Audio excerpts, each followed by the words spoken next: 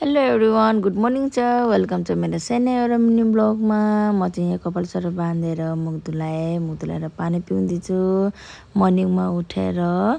अनि यहाँ चाहिँ धेरै दिन भयो पर्दा कपडाहरू चेन्ज गरेको थिइनँ किनकि सफाइ थियो। अहिले चाहिँ अलिक लेटा भएछ अनि सबै पर्दा कपडाहरू निकाल्दैछु म नयाँ चेन्ज गर्ने भनेर। अनि यहाँ बेडसिट पनि छोराले बिस्कुट छरिरहेको थियो। अनि यहाँ दिदी भाइ मस्ती गर्दैछ।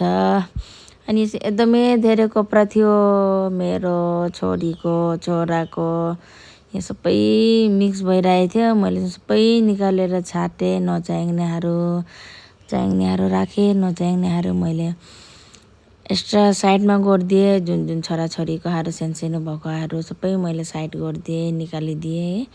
अनि यहाँ चाहिँ मैले हेर्नु होला सबै छाने। अनि मजाले माथिको छोरीको मेरो मजाले पट्याए चाहिँ मेरो छोराको हो कपडा। अनि यो चाहिँ नचाहिने हो, कपडाहरू सानो भयो।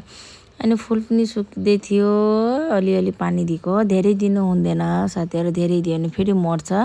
अनि अलिअलि दिनुपर्छ, 2 दिन 3 दिनमा दिनुपर्छ, डेली दिनु हुँदैन। डेली दियो भने फेरि फुल मर्छ। अनि यहाँ चाहिँ म माछाहरूले पनि दाना दिएँ। माछाहरू चाहिँ मेरो एकदमै ठुल्ठुलो भएको छ। अनि यहाँ चाहिँ म नास्तामा ब्रेड खानु लागेको छु। अनि यहाँ दुध तताएर खाँदैछु। म चाहिँ ब्रेड यस्तो अन्डा यस्तो खानु मन लाग्दैन। अनि म सिम्पल खाँदैछु, दुध अनि ब्रेड खाँदैछु म गरम गरेर ब्रेड। अनि यहाँ छोराले एप्पल खान्छु भन्यो, म एप्पल काटेर ल्याएँ। अनि हस्बेन्डले पनि दिए एप्पल 1 टुक्रा। अनि यहाँ चाहिँ छोरासित म अलिकति मस्ती गरेको। उसको दिदी छैन, ट्युसन गएको थियो। अनि आजको लागि यति नै, बाई बाई।